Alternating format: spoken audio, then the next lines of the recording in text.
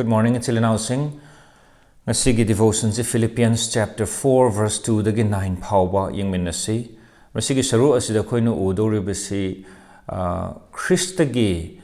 punsi Christa gi wakhal dagi matau tamaga hingbasi kamain tawbano haibasi chapter 2 dagi sum nainaraga nahan 4 gi verse 1 phaba yengre. Anasi makha tarakpasishu Karmain tau na Christian amana hingadabno karamba wakhal khangadabno Christa gi lamchat chatpa haise kamain tawbno Christa gi matau tamba haise kamain tawbno hagi makha ta tharakpani aikoi Christian Prabhu gi sibok oiba aikoi ayambana khoina pambase lingjen manana hingba aibsi thamoi nungdagi aikoi pami Christian punsi si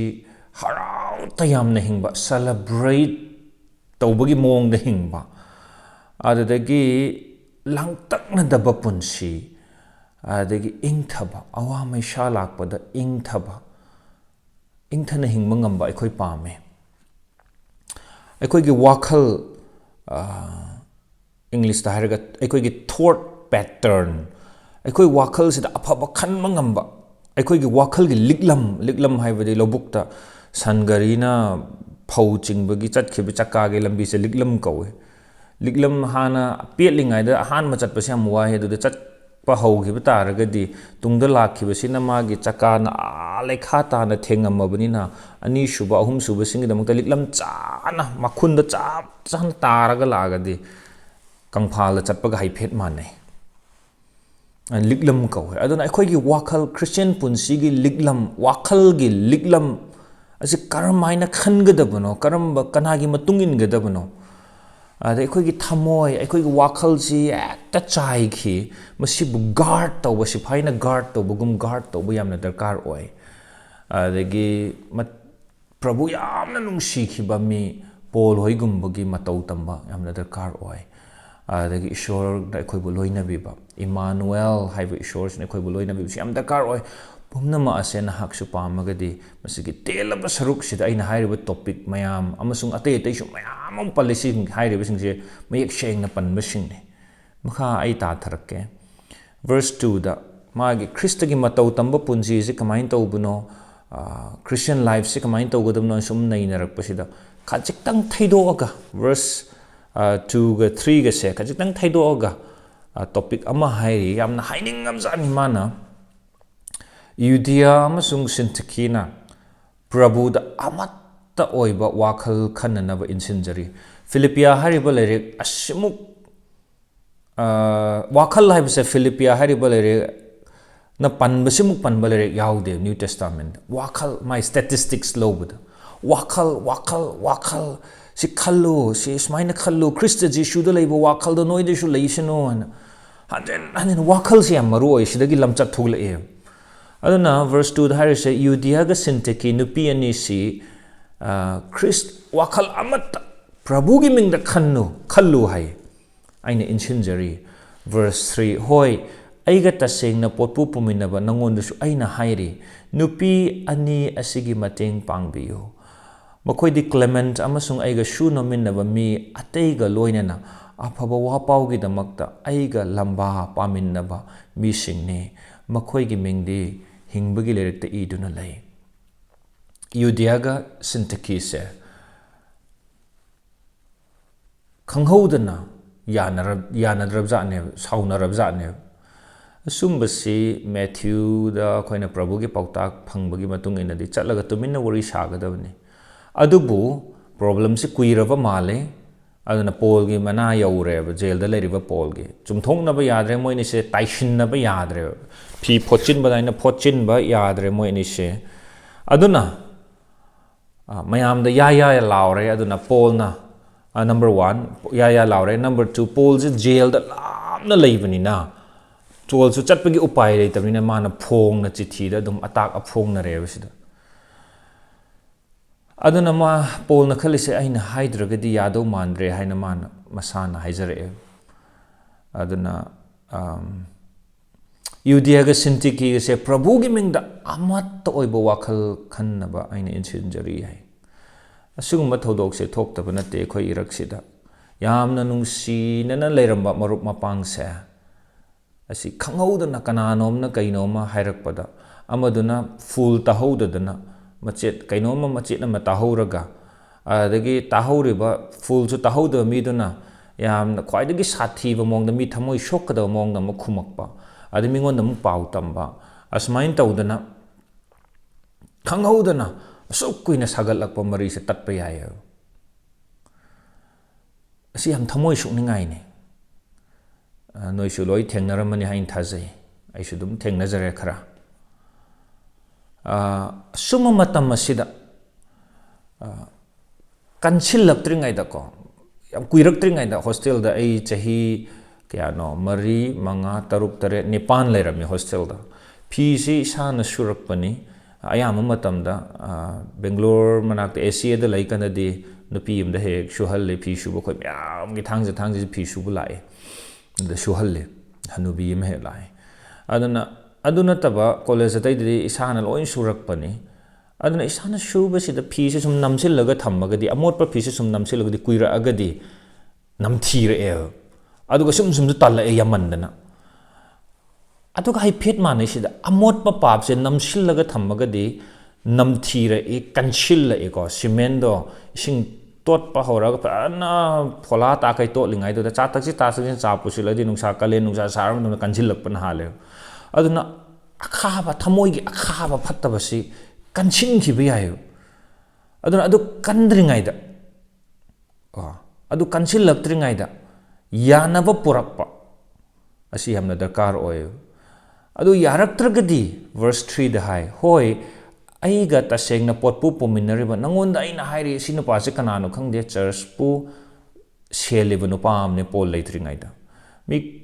ꯑꯈꯪ ꯑꯍꯩ ꯀꯌꯥꯅ ꯃꯁꯤ ꯂꯨꯛ ꯑꯣꯏꯔꯝꯕ ꯌꯥꯏ ꯍꯥꯏ ꯄꯣꯜꯒꯤ ꯅꯨꯡꯁꯤꯕ ꯃꯔꯨꯞ ꯑꯆꯥꯟꯕ ꯃꯔꯨꯞꯅꯤ ꯑꯩꯒ ꯄꯣꯠꯄꯨ ꯍꯥꯏꯗꯤ ꯁꯟ ꯑꯅꯤꯅ ꯂꯧ ꯈꯣꯏꯕꯗ ꯁꯨꯃꯥꯏꯅ ꯇꯧꯔꯒ ꯃꯉꯛꯇ ꯍꯥꯞꯄꯤꯕ ꯄꯨꯃꯤꯟꯅꯔꯤꯕ ꯄꯣꯠꯇꯣ ꯆꯤꯡꯃꯤꯟꯅꯔꯤꯕ ꯄꯣꯠꯇꯣ ꯄꯣꯠꯄꯨ ꯀꯧꯏ ꯑꯗꯨꯅ ꯁꯤꯒꯤ ꯅꯨꯄꯥꯁꯤ ꯄꯣꯜꯒ ꯂꯝꯕꯥ ꯄꯥꯃꯤꯟꯅꯔꯒ ꯄꯣꯠꯄꯨ ꯄꯨꯃꯤꯟꯅꯔꯤꯕ ꯅꯨꯄꯥ ꯌꯥꯝꯅ ꯅꯨꯡꯁꯤꯕ ꯑꯋꯥꯡꯕ ꯊꯥꯛꯀꯤ ꯔꯦꯀꯣꯃꯦꯟꯗꯦꯁꯟꯅꯤ ꯁꯤꯗ ꯄꯤꯔꯤꯕꯁꯦ ꯑꯩꯒ ꯄꯣꯠꯄꯨ ꯄꯨꯃꯤꯟꯅꯔꯤꯕ ꯅꯪꯉꯣꯟꯗ ꯑꯩꯅ ꯍꯥꯏꯔꯤ ꯅꯨꯄꯤ ꯑꯅꯤ ꯑꯁꯤꯒꯤ ꯃꯇꯦꯡ ꯄꯥꯡꯕꯤꯌꯨ ꯃꯣꯏ ꯆꯥꯝꯊꯣꯛꯅꯕ ꯉꯝꯗ꯭ꯔꯦ ꯅꯪꯅ ꯃꯇꯦꯡ ꯄꯥꯡꯕꯤꯌꯨ ꯃꯈꯣꯏꯗꯤ ꯀ꯭ꯂꯦꯃꯦꯟꯠ ꯑꯃꯁꯨꯡ ꯑꯩꯒ ꯊꯕꯛ ꯁꯨꯃꯤꯟꯅꯕ ꯃꯤ ꯑꯇꯩꯒ ꯂꯣꯏꯅꯅ ꯑꯐꯕ ꯋꯥꯄꯥꯎꯒꯤꯗꯃꯛꯇ ꯑꯩꯒ ꯂꯝꯕꯥ ꯄꯥꯃꯤꯟꯅꯕ ꯃꯤꯁꯤꯡꯅꯤ ꯃꯣꯏ ꯅꯨꯄꯤ ꯑꯅꯤꯁꯦ ꯑꯩꯒ ꯂꯝꯕꯥ ꯄꯥꯃꯤꯟꯅꯕ ꯆꯦꯞꯇꯔ 1 ꯚꯔꯁ 27ꯗꯁꯨ ꯃꯁꯤꯒꯤ ꯋꯥꯍꯩꯁꯤꯒ ꯌꯥꯝ ꯍꯥꯏꯐꯦꯠ ꯃꯥꯟꯅꯕ ꯑꯃ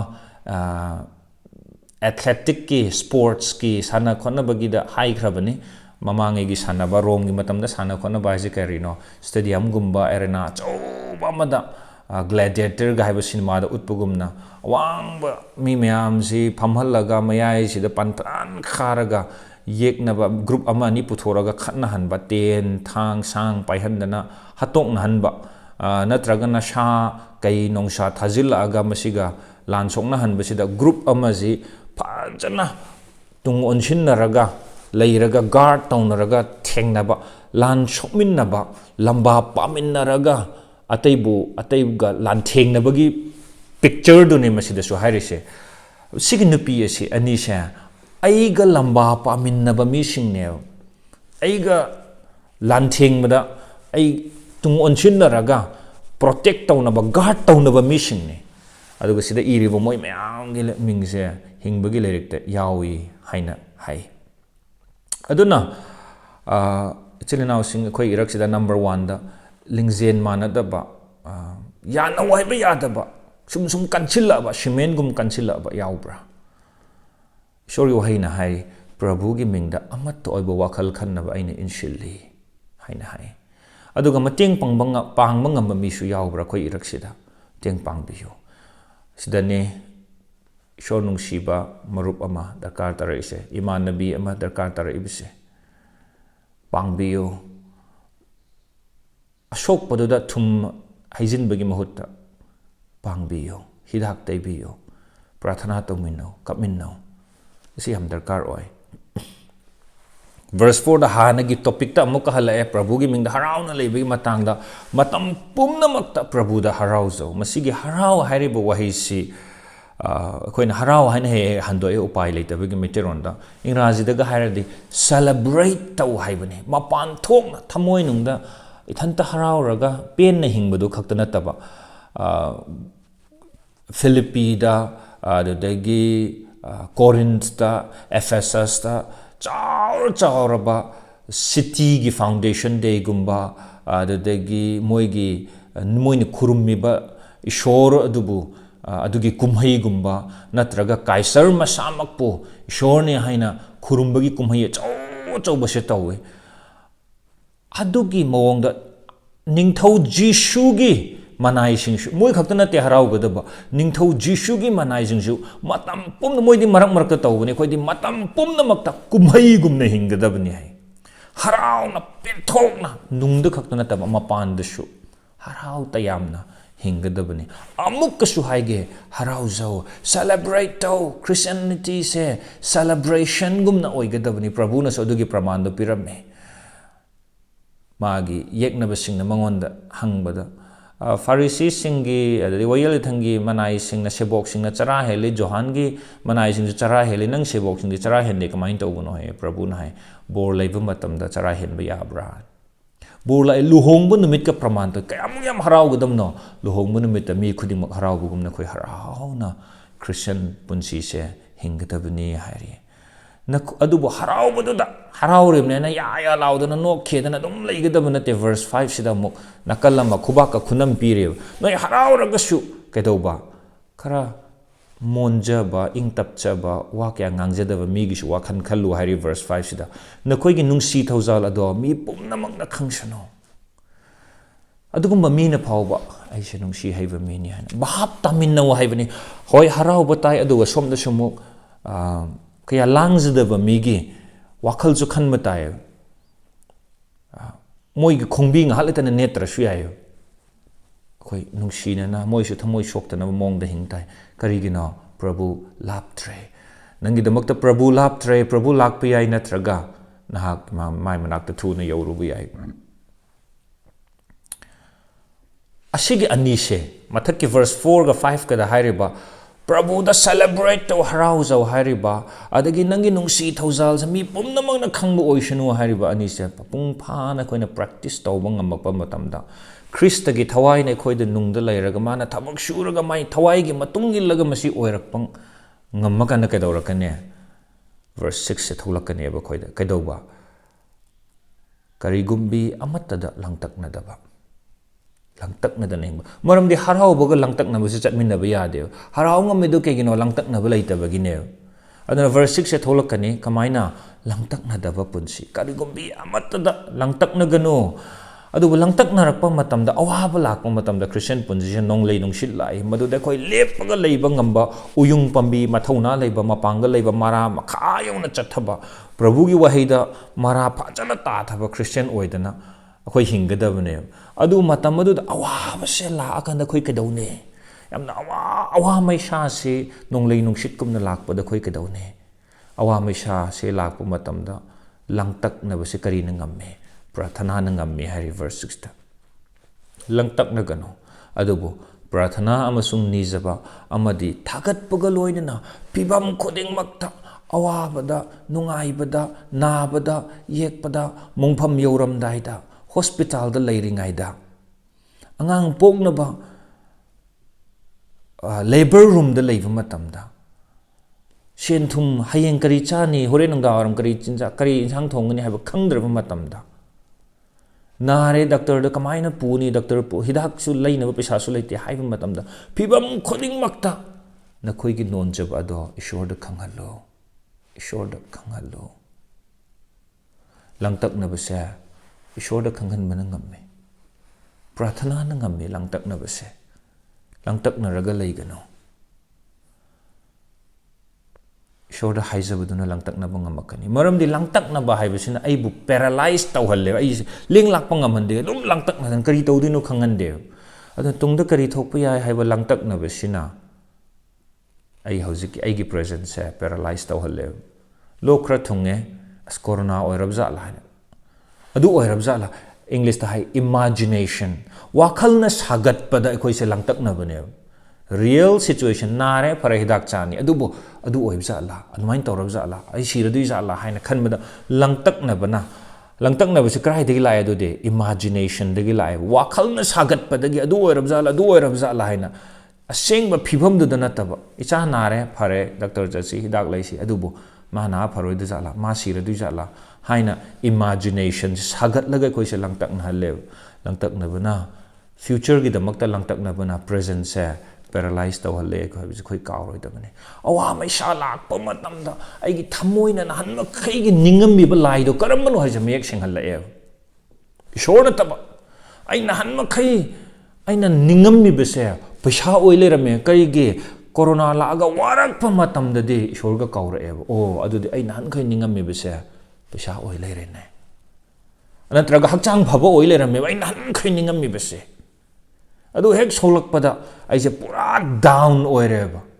aduna awa anana phongdok pa ama lei thamoi da x-ray gumna mayek sanghan ba ama lei awa anana karino thamoi da lat li base karino haibase awa anana mayek sanghan le verse 7 da lakke hairi ba mayam je khoina torok pa matam da kadauba isorna piba ingthaba lausing lam phangdaba ai no ingta chathokro swaida ai gyan ta nang swaidang ta phamma leige haibudu nattaba losingna lama phangdaba awa mai sha marak ta su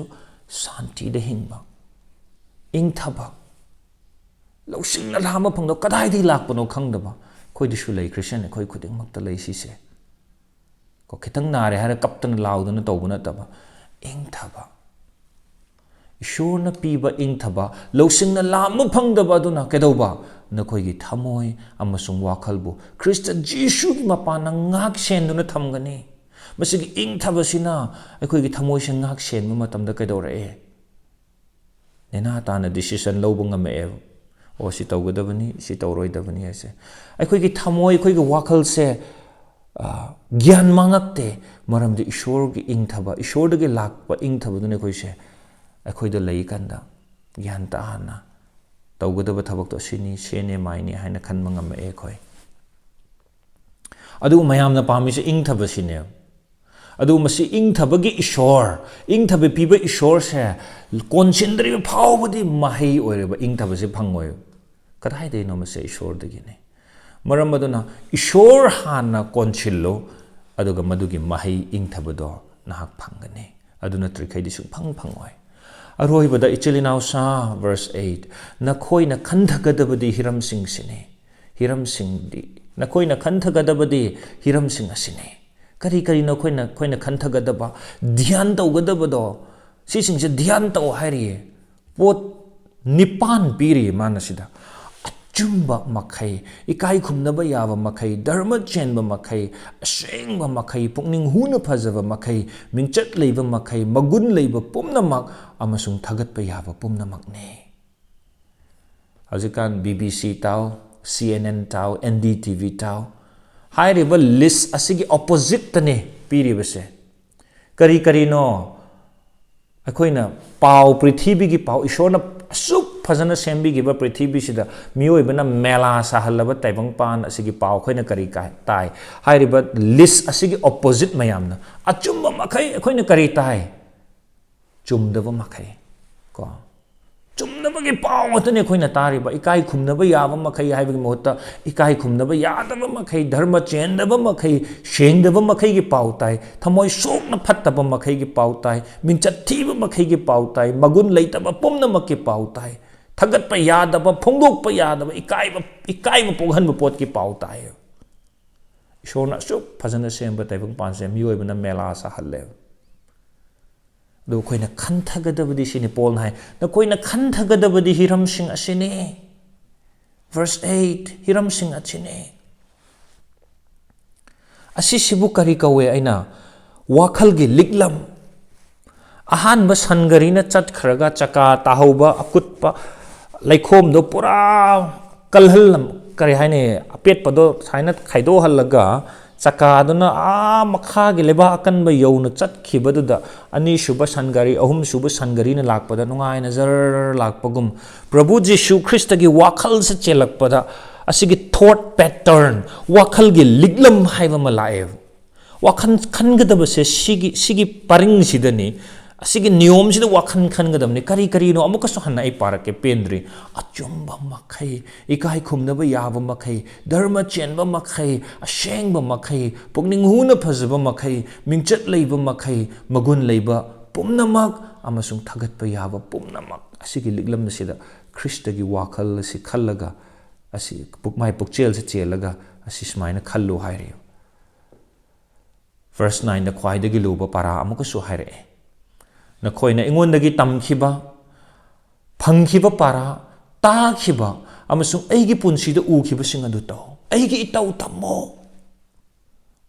pastor amu oina aisu eigi church ke damakta si onthokna haiba ngamjaningi mapa oiba khudingmangna mama oiba khudingmangna icha singde khoi masi haiba ngamnaba hotnase aingon nang tamkhiba pumnamak aingon-dagi phanggiba para khudingmak takhiba amasung aigi punsida nangna ukhiba pumnamak to icha sa adu matau tammo maramde icha singse mama mapa gi minsengni